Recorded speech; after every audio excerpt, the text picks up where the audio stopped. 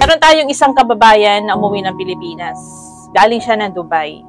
Ngayon, naiwan yung mga maleta niya o yung mga gamit niya doon sa airport ng Dubai. Dahil yung plane ticket na binigay ng kanyang amo, walang check-in baggage. So, dala-dala niya lang yung hand carry.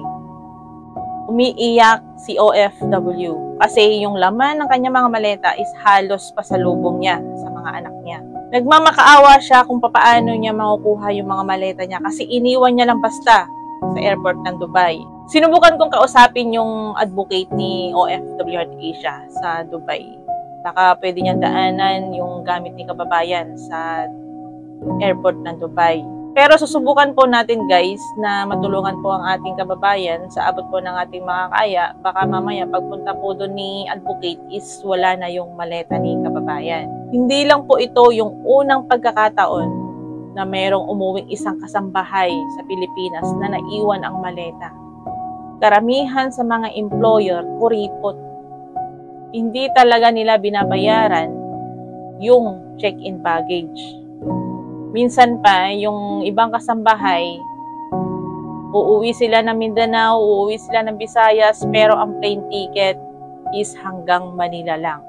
Pero guys, kung binigyan po kayo ni employer ng plane ticket na hanggang Manila, okay na yun, tanggapin nyo na at least nasa Pilipinas na po kayo. Kung irereklamo nyo pa yan, bakit hanggang Manila lang ang plane ticket nyo at uuwi naman kayo ng Mindanao, baka bigyan pa kayo ng problema.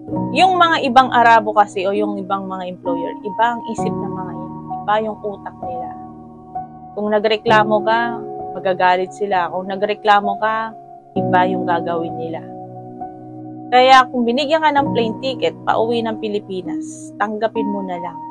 Pag nasa Pilipinas ka na, gumawa ka na lang ng paraan para makauwi sa inyong probinsya. Pero pag wala ka pong pamasahe talaga, pauwi ng inyong probinsya, pwede po tayong lumapit sa OWA Help Desk. Humingi po kayo ng tulong, sabihin nyo wala kayong pamasahe pauwi ng probinsya. Anong ginagawa ng budget ng DMW or OWA na binibigay ng gobyerno para sa atin yan kung hindi kayo mabibigyan ng pamasahe man lang?